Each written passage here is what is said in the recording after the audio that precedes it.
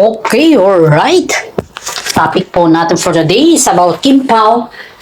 Bago po natin umpisahan ang ating topic, gusto ko lamang po kayong batiin ng isang napakagandang umaga, tanghali at gabi po sa ating lahat. Diyan sa Pilipinas, guys. At gusto ko lamang po pakisubscribe naman ng ating Peanuts Vlog. Kung sino po ang hindi nakakilala sa ating YouTube channel ay pakisubscribe o pakisearch po ang Peanuts Vlog. At yan po ay ang ating YouTube channel. Okay. Maraming salamat guys sa pagsuporta. Okay, alright. Topic po natin for today guys is Paolo Avellino nanggigigil sa mga chismosang aktres. Pangalawa naman po ay Gerald Anderson. Ano kaya ang plano niya kay Kim Chiu this coming December? Aamin na ba siya sa kanyang kasalanan? Or mag-explain na ba siya para malinawagan or malinaw sa lahat kung ano yung dahilan at wag na siyang mag-emote-emote? Or ano kaya? Line items natin for today, actress na di umanong humahabol kay Paolo Avellino ay kilalang-kilala na pala ni Kim Chiu. Ano kaya mga to guys? Ito po tayo at umpisa na po natin ang ating updates for today. Okay, you're right. Heto na. Paolo Avellino. Ano na kaya ang plano? Plano po. Ito ayon po sa ating legit na sources guys is si Paolo Avellino guys is napakabait niya sa lahat ng larangan ng SOCMED at hindi lamang po sa lahat ng larangan ng SOCMED kundi sa lahat po. Alam naman po natin guys na isa si Paolo Avellino na nagbibigay ng saya at hindi lamang po saya kundi nagbibigay din po siya ng katinoan sa lahat ng bagay.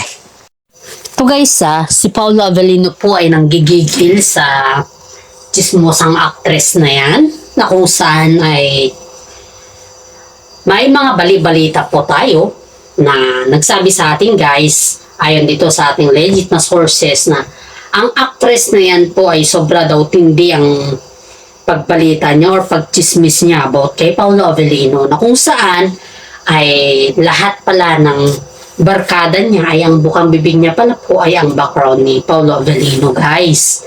Ito guys ang pinakamahirap dito ayon dito sa ating legit na sources guys itong actress na to ay napaka-chismosa. Chismosa means siya po yung nagkalat na si Paolo Avellino po pala ay hindi po siya loyal kay Kim Chiu. Yan po yung katotohanan dito guys. Yan po yung ayon dito sa ating legit na sources. Pero ang dahilan naman ng actress na to ay it's just only a joking time daw.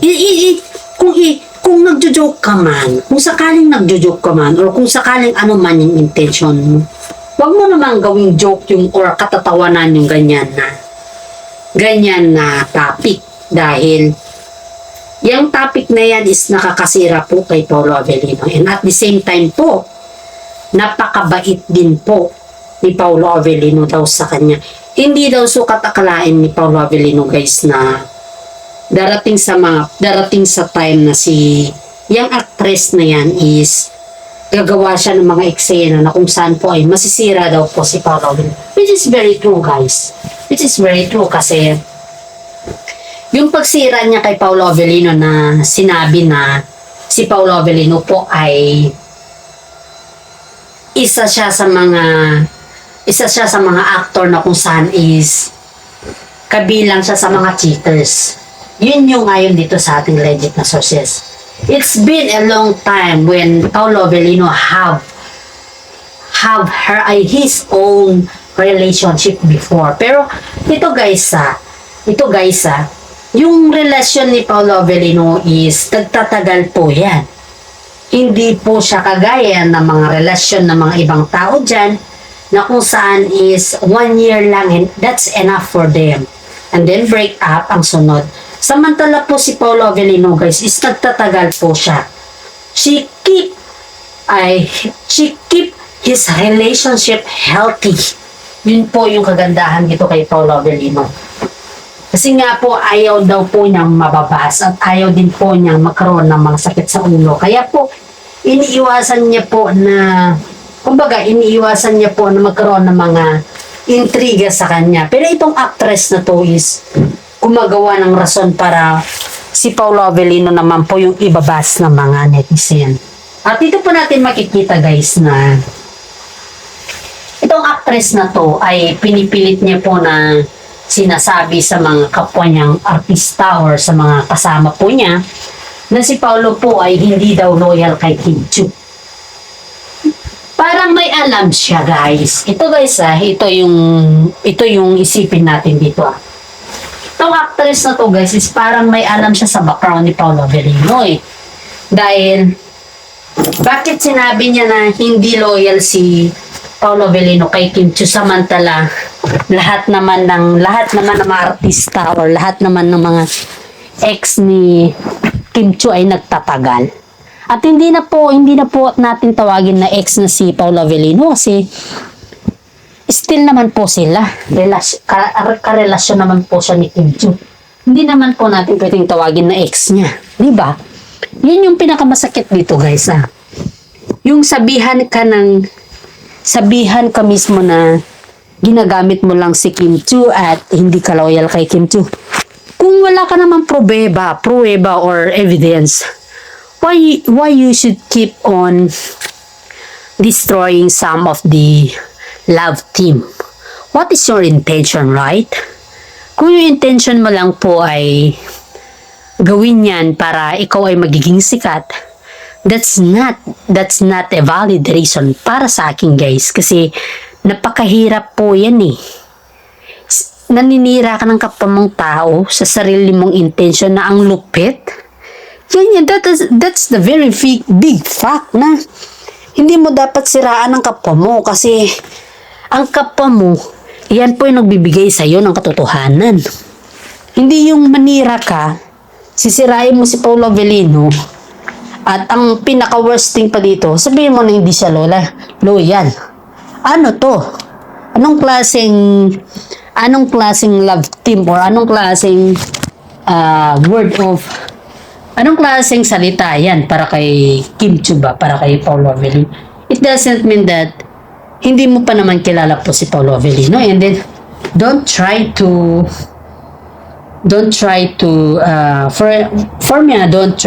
endure or don't try na manira kasi pag nanira ka kasi yan ay nakakasakit totally. At ito pinakahigit sa lahat.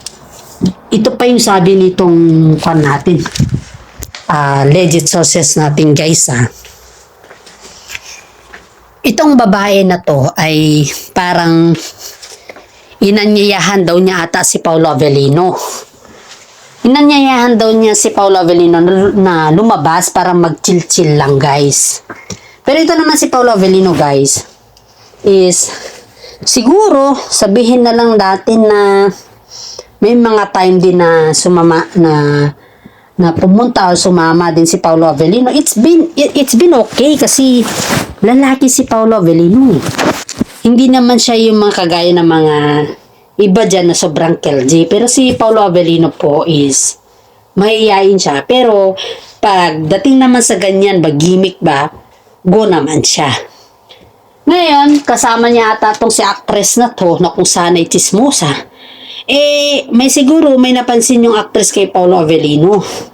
Normal na sa isang bar sila At that time naman guys, walang girlfriend si Paolo Avellino daw. Yan yung sabi ng ating legit na sources.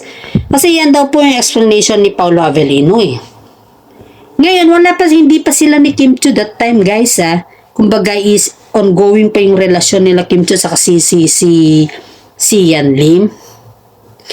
Ngayon, ito nangyari dito. Siyempre nakikipag-chill lang. Normal lang naman sa bar yan kasi trip-trip lang ba. wala naman seryosohan. Aba, ilang taon nang nakalipas yan na issue na ginawa ni Paolo Avellino. At ngayon lang niya sinabi, ngayon kagabi lang niya na parang napagtanto guys na cheaters daw si Paolo Avellino. Dahil nakasama daw niya sa isang bar na ganun daw si Paolo na umakting. Wow! Hindi naman kasalanan ni Paolo guys kung ganun siya sa bar kasi wala pa naman siyang girlfriend that time. Diba? At saka normal lang naman pag single ka, chill-chill ka lang. Eh, hindi na yan normal kung ikaw ay... Hindi na yan normal guys kung ikaw ay may partner. Yan yung katotohanan dito. Kapag may partner ka, yan ay hindi na normal. Pero pag yung wala kang partner, ay yan ay normal lang. Sa isang dalagat binata at saka single, diba?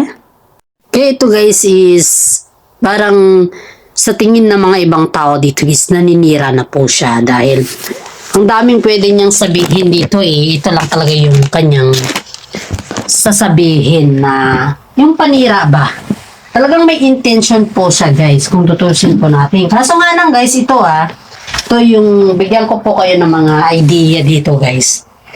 Ito yung pinaka mahirap ako kasi mahirap dahil matagal ng issue na yan, tapos ngayon lang niya sasabihin sa publiko. Eh, siyempre, pag ngayon mo lang sasabihin sa publiko, may intention ka talaga. For what naman nasabihin mo yung ganyan na terms, diba? Yan yung nasa isip ng mga kapwa po natin na supporters ng Kim Pao dahil dehado po dito si Paolo Avellino, guys, kung tutusin natin. Hindi po ikakatuwa ng mga solid Kim Pao yung ganyan na ginagawa ng actress na yan. Kaya nga po, yung topic natin dito is nanggigigil si Paolo Avellino sa pakialamerang actress. Dahil po dyan guys, kahit naman po siguro sino. At yan po ay sana maintindihan ng mga iba na yung issue na yun na pinapalabas ni actress ay matagal na po yun at hindi po yan bago At saka wala pa po sila ni Kim Chiu that time. Hindi pa po sila love team. Yan yung kwan natin dito guys. Yung palagi po natin iisipin na hindi pa po sila love team that time. Okay, alright. Sunod po tayo sa mga another topic na kung saan po ay ano po yung plano ni Gerald Anderson kay Kim Chiu ngayon. Kasi ayon dito sa ating legit na sources guys, si Gerald Anderson po ay hindi masyadong aktibo sa showbiz as of now dahil sobrang busy po siya sa kanyang business. At ayon din po dito na parang may sense of, parang ito lang yung ayon dito sa ating legit na source. Parang may yung dating issue nila ni Kim Chiu ay parang itutuldokan na daw ata ito ni Gerald Anderson.